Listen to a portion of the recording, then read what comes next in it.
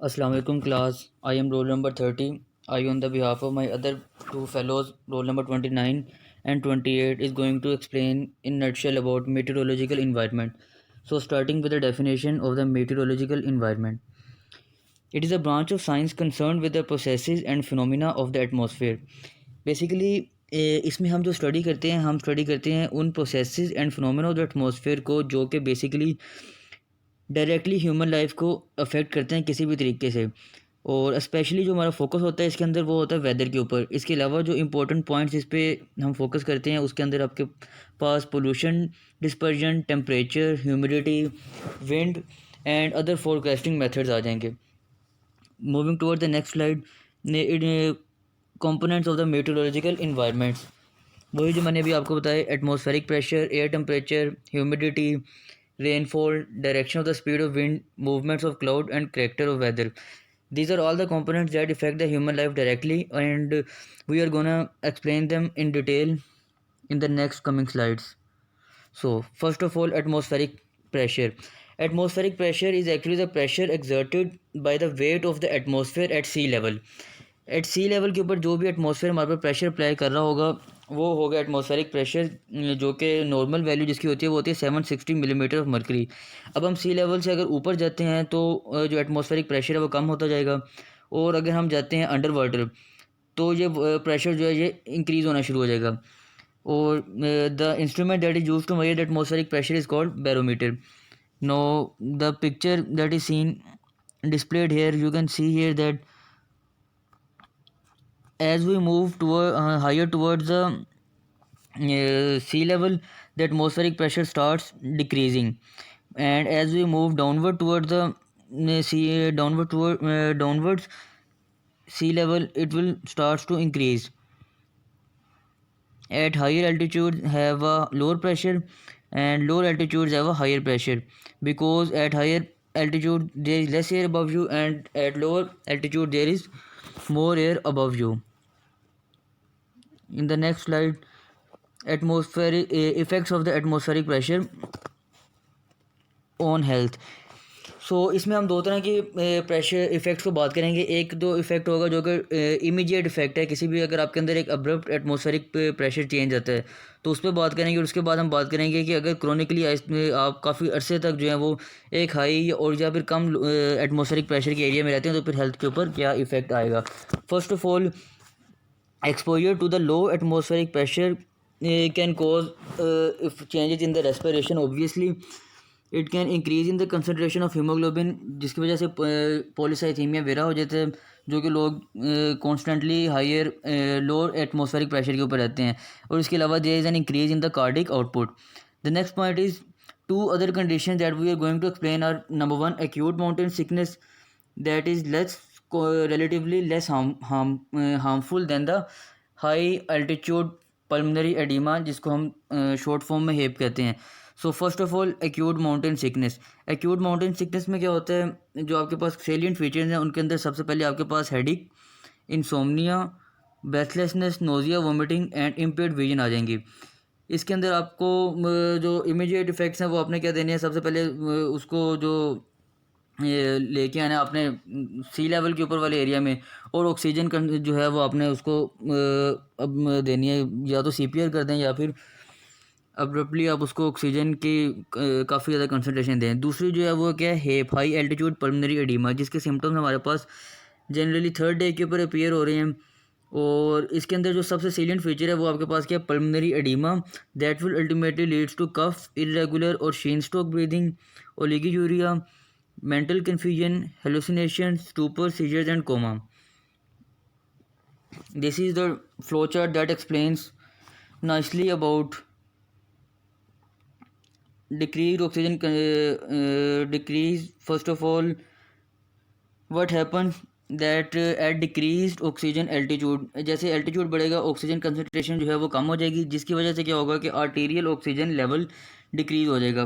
जैसे ही arterial oxygen level decrease होगा, हमारे हार्ट के अंदर एक कंपनसेटरी मैकेनिज़्म है जिसे कहते हैं हाइपोक्सिक पल्मोनरी वेजोकंस्ट्रिक्शन, जिसकी वजह से क्या होगा कि उन एरियाज़ में जहाँ पे ऑक्सीजन की कंसनट्रेशन कम है, लंग्स की जो कैपिलरीज हैं वो कंस्ट्रिक्ट कर जाएंगी ताकि ब्लड फ्लो जो है वो हाई ऑक्सीजन लेवल के अंदर शिफ्ट हो जाए। लेकिन ये जैसे जैसे क्रोनिकली आप हाई एल्टीट्यूड पर रहेंगे, ऑक्सीजन लेवल काफ़ी ज़्यादा कम हो जाएगा, जिस वजह से लंग्स के अंदर काफ़ी ज़्यादा कैपिलरीज जो हैं वो कंस्ट्रिक्ट होना शुरू हो जाएंगे, जिस वजह से अल्टीमेटली क्या कॉज हो जाएगा, pulmonary hypertension that will leads to over perfusion. Similarly arterial oxygen की कम होने की वजह से सिंपैथेटिक एक्टिविटी भी इंक्रीज़ हो रही है, जो कि वेजो कंस्ट्रिक्शन और ultimately increase capillary pressure in the lungs कर रही है, जिस वजह से क्या होगा कि कैपिलरी स्ट्रेस फेलियर होगा और फ्लूइड जो है वो लीकेज होना शुरू हो जाएगी लंग्स के अंदर, जो कि अल्टीमेटली कॉज करेगी हेप या फिर आपके पास एडिमा हो जाएगा, जिस वजह से आगे से आपको ब्रीदिंग में और दूसरे प्रॉब्लम्स आएंगे, जो कि भी हमने यहाँ पे पढ़ा, जिसके अंदर आपके पास सिम्टम्स आ रहे हैं कफ के, irregular sheen stroke breathing, oliguria, mental confusion, स्टूपर्स and hallucinations. Then moving towards air temperature. Air temperature के बारे में सबसे पहले तो हम देखेंगे कि एयर टेम्परेचर को मेजर करने के जो डिफरेंट टाइप्स ऑफ थर्मामीटर हैं उसमें कौन कौन सी हैं। उसमें आपके पास ड्राई बल्ब थर्मामीटर आ जाएगा, wet bulb thermometer, maximum thermometer, minimum thermometer, Six's maximum and minimum thermometer, globe thermometer, wet globe, silver and kata thermometers. ये डिफरेंट टाइप्स ऑफ थर्मामीटर्स आपको एयर टेम्परेचर मेजर करने में हेल्प देंगे। इसके बाद है हीट स्ट्रेस। हीट स्ट्रेस के ऊपर चलते हैं। Heat stress is actually the heat that must be dissipated if the body is to remain in the thermal equilibrium.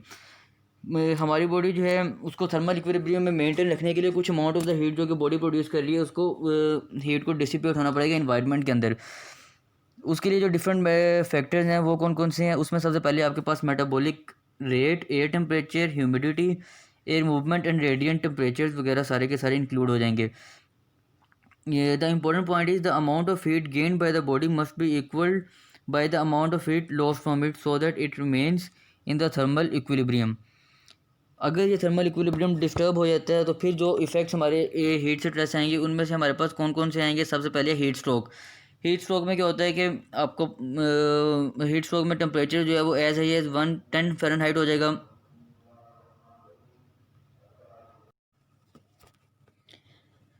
So effects of heat stress में सबसे पहले आपके पास है हीट स्ट्रोक, जिसमें टेम्परेचर 110 फ़ारेनहाइट तक इंक्रीज़ होता है, जिस वजह से conversion, delirium and loss of consciousness हो जाती है। इसमें पेशेंट को आपने जितनी जल्दी हो सके उसको कूल डाउन करना रैपिडली, ठंडे पानी से या किसी भी तरीके से।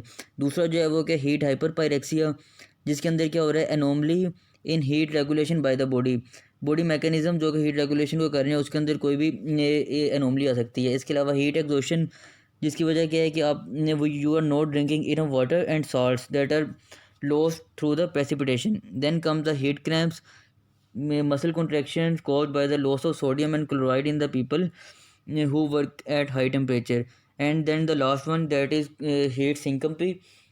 हीट सिंकोपी जिसको फेंटिंग भी कहते हैं, उसकी वजह क्या होती है कि जब आप काफ़ी देर तक हॉट इन्वायरमेंट के अंदर फिजिकल एक्सर्शन करेंगे तो बॉडी हॉट हो जाएगी। उस बॉडी को कंपनसेट करने के लिए जो ब्लड वेसल्स होंगे वो डायलेट करेंगी काफ़ी ज़्यादा, ताकि जो हीट डेसिपेशन मैक्सिमम हो सके। लेकिन जैसे पेरिफेरी में ब्लड वेसल डायलेट करेंगी तो blood moving toward the brain decrease कर जाएगा, जिस वजह से अल्टीमेटली ये सिंकोपी, हीट सिंकोपी या फिर फेंटिंग हो जाएगी, बेहोशी हो सकती है। These are the differences of heat exhaustion and heat stroke. In heat exhaustion, you will feel faint or dizzy. There will be excess sweating. The skin will be cool and clammy. Then there will be nausea or vomiting. The pulse will be rapid or weak, and there will be muscle cramps. On the other hand, at heat stroke, there will be throbbing headache. There will no sweating. The skin will be red, hot, and dry. Nausea and vomiting will present, and pulse will be rapid and strong. The patient may lose consciousness. Then there are the effects of the cold stresses. In cold stresses will cause you either hypothermia or wet cold conditions or dry cold conditions. In hypothermia there will be numbness, loss of sensation and muscular weakness, whereas in wet cold conditions immersion or trench foot will happen, and in dry cold condition frostbite will occur that will ultimately lead to gangrene. Then there is the concept of humidity. Humidity is actually the presence of the water content in the air. The two important points to be discussed here is the absolute humidity and the relative humidity.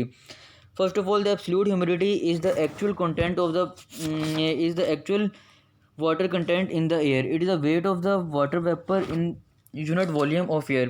It is expressed as as grams per kilogram or grams per cubic meter of the air, whereas the relative humidity is the percentage of water content in the air.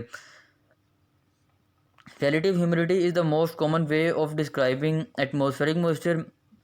It does not indicate the actual amount of water vapor in the air. Instead, it tells us how close the air is to be saturated. The relative humidity is actually the ratio of the amount of water vapor actually in the air to the maximum amount of water vapor required for the saturation. Basically relative humidity में क्या है, ये percentage of the water vapour in the air है. ये हमें बताती है how much the air is close to be saturated. जबकि जो एब्सोल्यूट ह्यूमिडिटी है वो हमें बताती है what is the actual content of the water vapour in the air. Relative humidity का नीचे फार्मूला भी है, which is water vapour content divided by water vapour capacity. Then moving towards the precipitation. Precipitation is the all forms of water precipitated from the earth. Basically किसी भी तरह से कोई भी वाटर की फॉर्म, चाहे सॉलिड हो या लिक्विड हो, जो कि एटमॉस्फेयर से फॉल करके सरफेस ऑफ द अर्थ पे गिरे, उसे हम प्रेसिपिटेशन कहेंगे. जिसकी फॉर्म रेन भी हो सकती है, स्नो भी हो सकती है और हेल भी हो सकती है. इसको मेजर करने का जो हमारे पास मीटर है उसको क्या कहते हैं, साइमंस रेन गेज. उसके बाद एयर वेलोसिटी की बात की है. एयर वेलोसिटी में हमें हवा किस रफ्तार में हरकत करती है. उसके दो कंपोनेंट्स हैं जिसको हमने स्टडी करना है.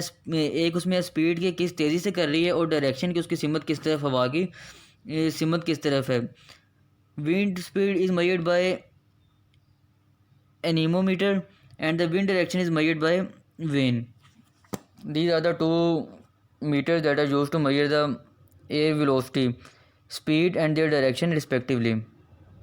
Here is the end of our presentation. Hope you people like it.